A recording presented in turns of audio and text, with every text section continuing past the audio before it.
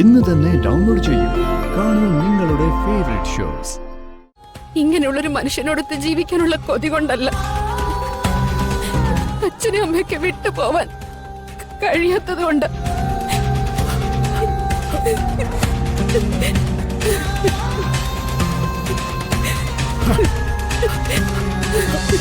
ഞാനിപ്പോ ഇത് പറയുന്നത് തന്നെ ശരിയാണെന്ന് എനിക്ക് അറിയില്ല അച്ഛ. ഈ കാര്യം അച്ഛനും ഞാനും മാത്രമേ അറിയാവൂ. മറ്റാരോടെ ഇത് പറയരുത്. ഇല്ല, മോള് കാര്യം പറ.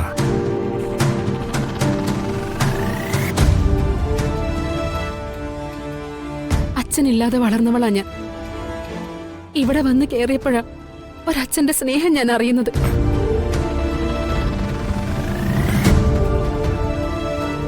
എനിക്ക് കിട്ടിയ ഏറ്റവും വലിയ ഭാഗ്യം എന്താണെന്ന് ചോദിച്ചാ അത് അച്ഛനാണെന്ന് ഞാൻ പറയൂ.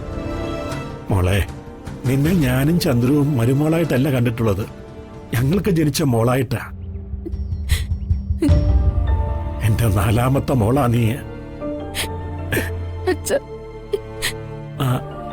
മോളെന്താ പറയാൻ വന്നത്? ഓട്ടോയുടെ പണം തിരികെ കൊടുക്കണ്ടേ? അച്ഛന്റെ ഓട്ടോ കത്തിപ്പോയില്ലേ? അത് കത്തിച്ചതാരാണെന്ന് കണ്ടുപിടിച്ചോ? ഇല്ല മോളെ. അത് കത്തിച്ചതാരാണെന്ന് എനിക്കറിയാം.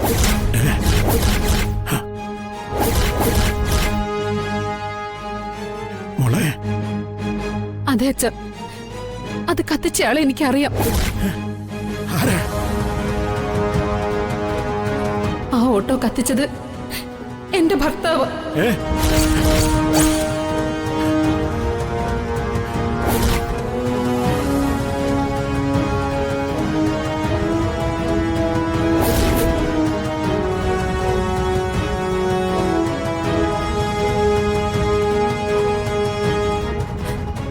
അതെ, അച്ഛന്റെ മകൻ പ്രകാശേട്ടൻ.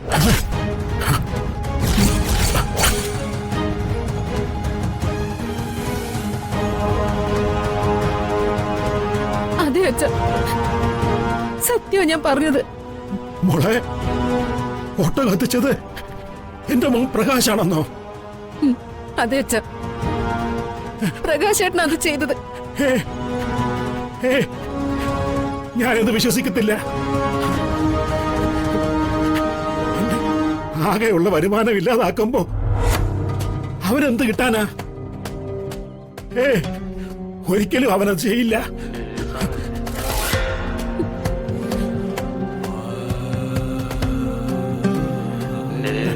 അച്ഛ, വിശ്വസിക്കണം. ഞാൻ പറഞ്ഞ സത്യത്തിന് അച്ഛന്റെ ഉള്ളിലെ തീ കെടുത്താൻ കഴിയില്ലെന്ന് എനിക്കറിയാം. ആ തീ ആളിക്കത്തുകയുള്ളൂ. എന്നാലും ഈ സത്യം അച്ഛനോടെങ്കിലും തുറന്നു പറഞ്ഞില്ലെങ്കിൽ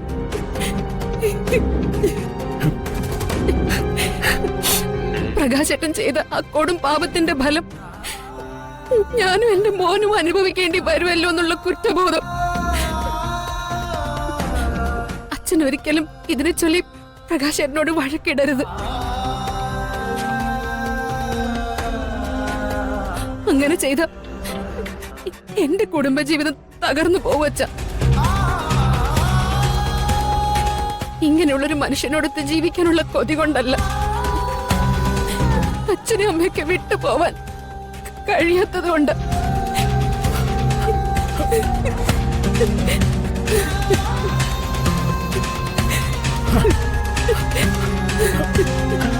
മോളെ,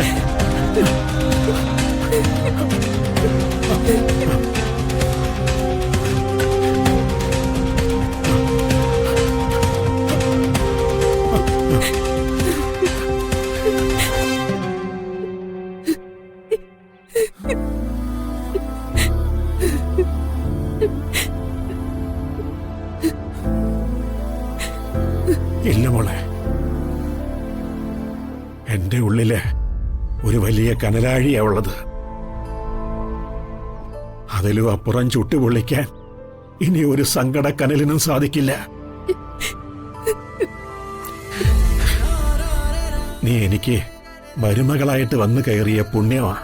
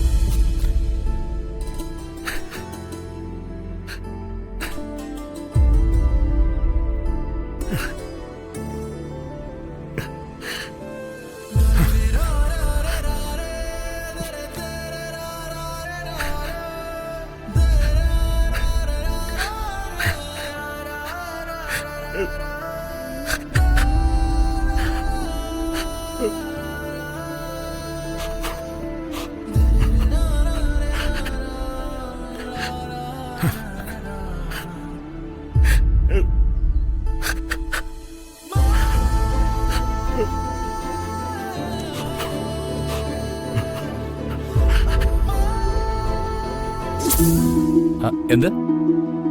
അച്ഛൻ ആരോഗ്യം പോരുന്നോ? എന്നാരാ പറഞ്ഞത്? അഴിമതി കേസ് ജയിച്ചതോടെ അച്ഛൻ ഒരു ജീവൻ കൂടി വെച്ചിരിക്കുക. ഇനി ഒരു രംഗത്തിന് ബാല്യമുണ്ടെന്നേ. എന്ത് ചെലവിയാണെന്നോ? ആ ശരി, നമുക്ക് നോക്കാം. ആ സമയമുണ്ടല്ലോ. ഇല്ലെന്നേ. പിന്നെ പാർട്ടിക്കകത്ത് അച്ഛന്റെ വക ഒരു സൽക്കാരം ഉണ്ടാവും. നമുക്കേ എന്റെ വക ഒരു ട്രീറ്റ് ആയിക്കോട്ടെ. ഓക്കെ ഓക്കെ, ഞാൻ വിളിക്കാം.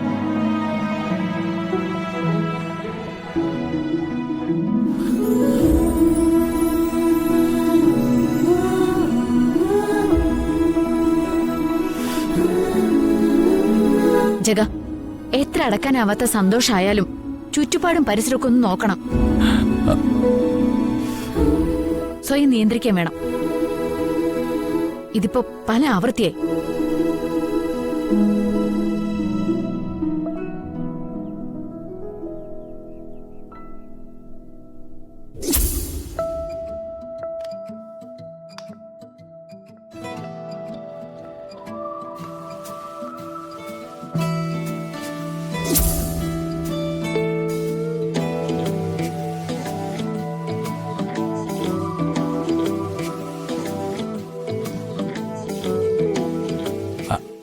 ഓ, അത് ഇനിയും മാറിയില്ലേ? ഞാൻ സോറി പറഞ്ഞില്ലേ? വേണമെങ്കിൽ ഇനിയും പറയാം. Sorry sorry sorry. അങ്കിൾ എന്തിനാ വന്ദനമ്മയോട് സോറി പറയുന്നേ? അത് മോളെ